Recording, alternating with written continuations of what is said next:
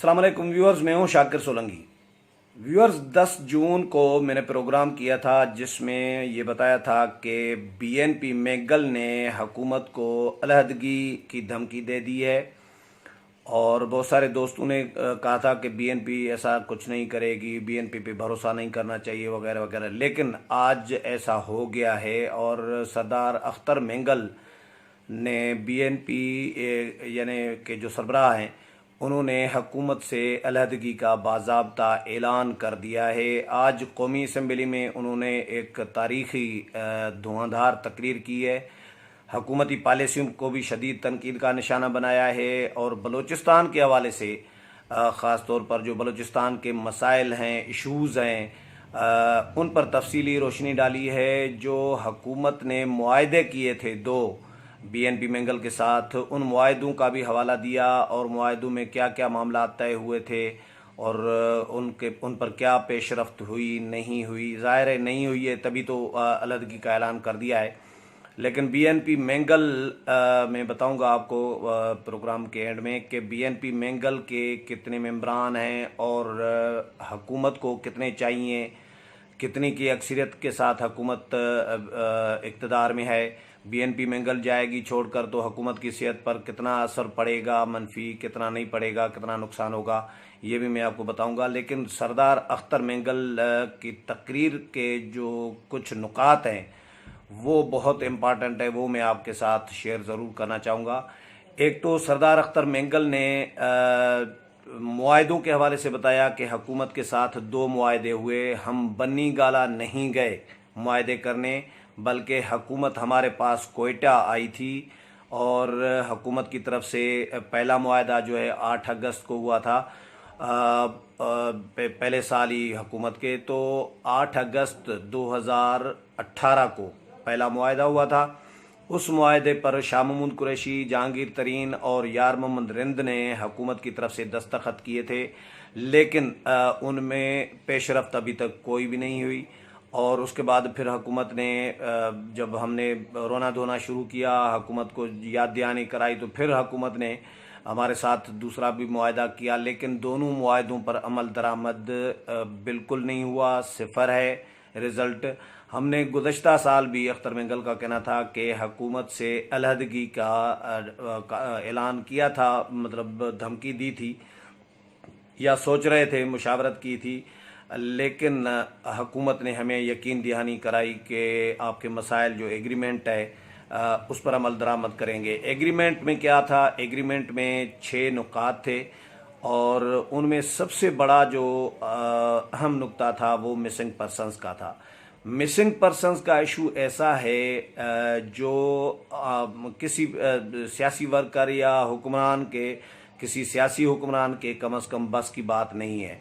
ये supreme court भी try कर चुकी है, इफ्तिखार मोहम्मद चौधरी के दौर में मिसिंग पर्सनस का मामला हल नहीं हो सका।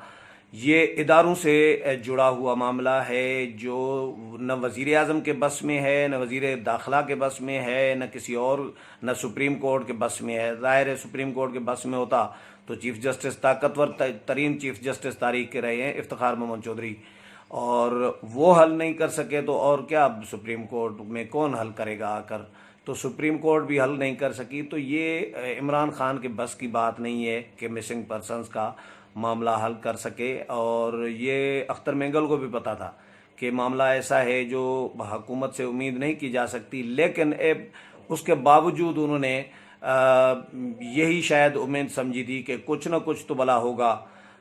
बिल्कुल न होने से बेहतर है कि मज़ीद लोग लापता होना बंद हो जाएं और कुछ वापस भी आ जाएं तो ये भी काफ़ी होगा।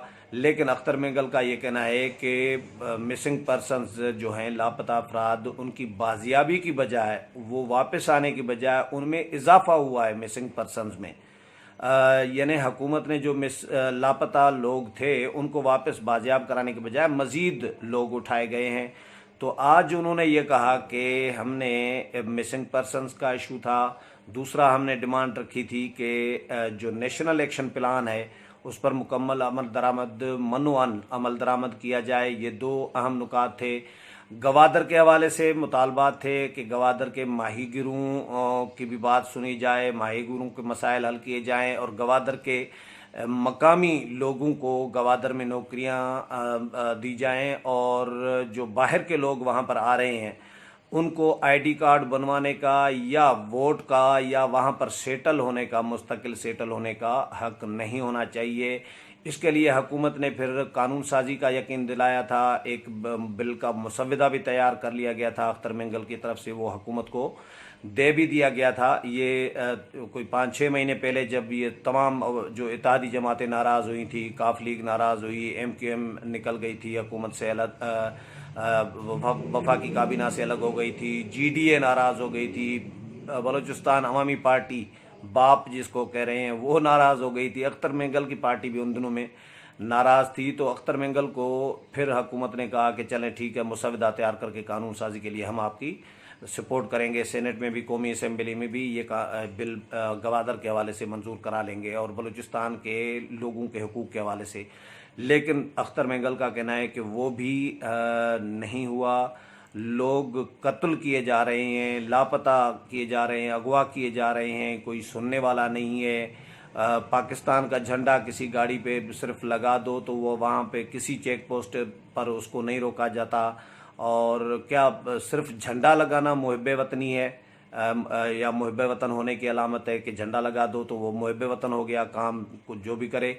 तो ये बड़ा सख्त एहतजाज था अख्तर मिंगल का आज। और ये भी कहा कि बलूचिस्तान के हवाले से एक कमेटी, पार्लिमानी कमेटी कायम की गई, उसका नोटिफिकेशन अभी तक नहीं हुआ। मुझे बताया जाए कि अगर नोटिफिकेशन हुआ है तो कहाँ है। तो बलूचिस्तान के लोगों को सिर्फ आसरे में रखा गया है, लालीपाप दिया जाता है। अब हमें भी लालीपाप दिए जा रहे थे तो 2 साल हमने निकाल लिए हैं, 2 साल तक इंतज़ार किया। सर हमने वज़ीर आज़म को वोट दिया, स्पीकर को वोट दिया, डिप्टी स्पीकर के इलेक्शन में वोट दिया, सदर के इलेक्शन में वोट दिया, 4 दफ़ा हमने वोट दिया है। तो हमने कोई सवाब कमाने के लिए तो वोट नहीं दिए PTI को। हमने दायरे एग्रीमेंट किया था एक बलूचिस्तान के अवाम के हुकूक के लिए और उनके जायज़ मुतालबात के लिए, तो वो उस पर अगर अमल दरामद नहीं होता तो फिर हम क्यों हुकूमत में बैठेंगे। तो आज उन्होंने बाज़ाब्ता तौर पर अलहदगी का भी ऐलान कर दिया है। एक और बात उन्होंने की कि बलूचिस्तान के हवाले से पीस कॉन्फ्रेंस, अमन कॉन्फ्रेंस क्यों नहीं हो सकती। अगर अफ़गानिस्तान के हवाले से अमन कॉन्फ्रेंस हो सकती है तो फिर बलूचिस्तान के लिए क्यों नहीं हो सकती। बलूचिस्तान के जो लोग मारे जा रहे हैं, कत्ल किए जा रहे हैं, उनके लिए पार्लियामेंट में डिबेट क्यों नहीं हो सकती। यहाँ पर फ़लस्तीन पे डिबेट हो सकती है, पता नहीं दुनिया के किस किस मुल्क पर के हवाले से यहाँ पर डिबेट हो रही है, लेकिन बलूचिस्तान के हवाले से क्यों नहीं हो रही। क्या मेरे बलूचों का खून जो है वो टमाटर के रंग से ज़्यादा जो है वो गाढ़ा नहीं है। तो ये इस तरह की बड़ी जज्बाती तकरीर थी। उन्होंने ये भी कहा कि कश्मीर के लिए कमेटियां बनाई जा रही हैं। कश्मीर तो आपके हाथ से चला गया है, अब आपके हाथ में जो बचा है यानी बलूचिस्तान, उसकी आप फिक्र करें। आपके हाथ से जो चला गया है आपको उसकी पड़ी हुई है, जो हाथ में है उसकी फिक्र कोई नहीं है कि वो उसका क्या बनेगा। तो ये हुकूमत को, इदारों को उन्होंने बहुत ही यानी एक याद दहानी आप कह सकते हैं या वार्निंग कह सकते हैं कि बलूचिस्तान की फ़िक्र करें। उन्होंने ये भी कहा कि ये जो अभी ऑनलाइन एजुकेशन और ऑनलाइन तालीम का जो सिस्टम चल रहा है, इसमें हमने कोशिश की तो हमें लोगों ने, अपने ही लोगों ने कालें करके मैसेजेस दिए कि भैया बच्चों को न पढ़ाओ, इनमें शऊर आएगा, ये अपने हुकूक के बारे में जानने लगेंगे और फिर हुकूक मांगेंगे और फिर कोई गाड़ी आएगी इनको अगवा करके उठा कर ले जाएगी। तो बच्चों को पढ़ाने से भी लोग हमें मना कर रहे हैं। नवाब अकबर बुगटी का कत्ल, उनके साथ क्या हुआ, किस तरह हुआ, जो कुछ हुआ वो भी अख्तर मिंगल ने आज अपनी तकरीर में बताया। लेकिन तकरीर उनकी सबसे तवील तकरीर आज की जो है, आज की तकारीर में वो अख्तर मिंगल की थी और अख्तर मिंगल ने अपना शदीद एहतजाज रिकॉर्ड कराया है। और ये भी कहा था कि पिछले बजट में हम हुकूमत से अलग हो रहे थे, हुकूमत ने हमें फिर होल्ड पे रखा, अपोजिशन हमसे नाराज़ हो गई थी कि आप ये क्या कर रहे हैं।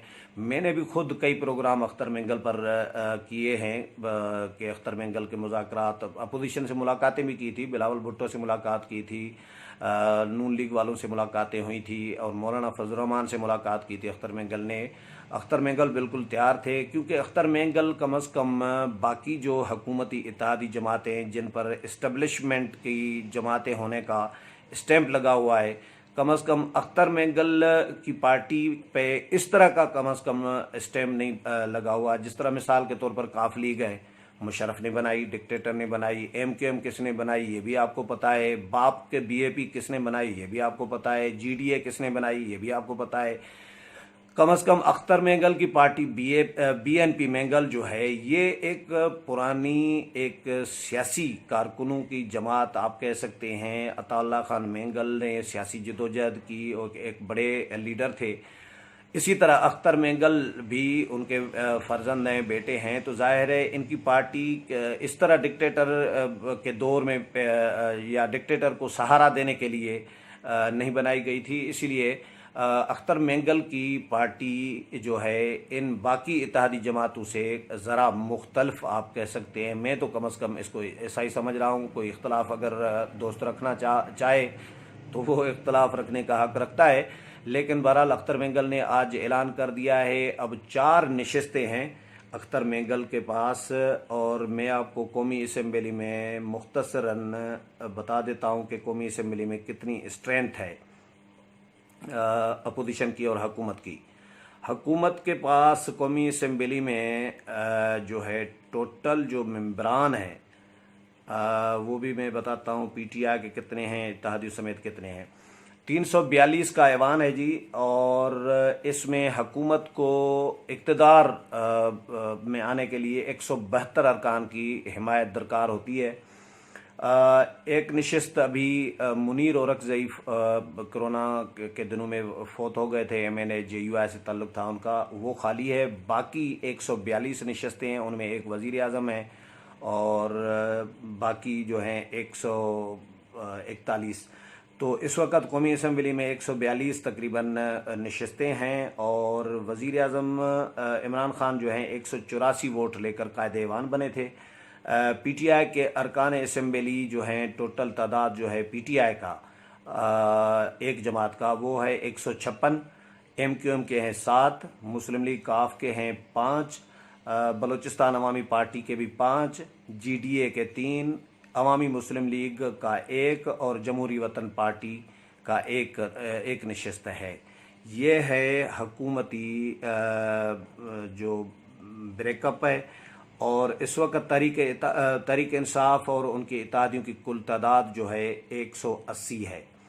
قومی اسمبلی میں اپوزیشن ارکان کی تعداد اس طرح ہے کہ مسلم لیگ نون کے ہیں 84، پیپلز پارٹی کے ہیں 55، ایم ایم اے کے ہیں 15، ایک فوت ہو گئے 16 تھے اور ایک فوت ہو گئے تو 15 رہ گئے، اے این پی کا 1 اور آزاد 2 ارکان اپوزیشن اتحاد کا حصہ ہیں۔ اپوزیشن ارکان کی کل تعداد 157 ہے۔ اب بی این پی مینگل کی جو 4 نشستیں ہیں وہ اگر اپوزیشن کو مل جاتی ہیں تو 157 والی جو ہیں وہ 161 ہو جائیں گی، لیکن اس کے باوجود حکومت کے پاس اسٹرینتھ ہے، اور حکومت اختر مینگل کی جماعت کے الگ ہونے سے حکومت گرے گی تو نہیں، ختم تو نہیں ہوگی، لیکن ایک حکومت کے لیے ایک جھٹکا ضرور ہے، ایک پانی میں پہلا پتھر آپ کہہ سکتے ہیں اختر مینگل نے پھینک دیا ہے۔ اب آگے دیکھتے ہیں ہوتا ہے کیا، آگے جو بھی اپڈیٹ ہوگا وہ بھی آپ کے ساتھ شیئر کروں گا۔ امید ہے پروگرام پسند آیا ہوگا، اگلے پروگرام میں پھر ملاقات ہوگی، تب تک اجازت چاہتا ہوں، اللہ حافظ۔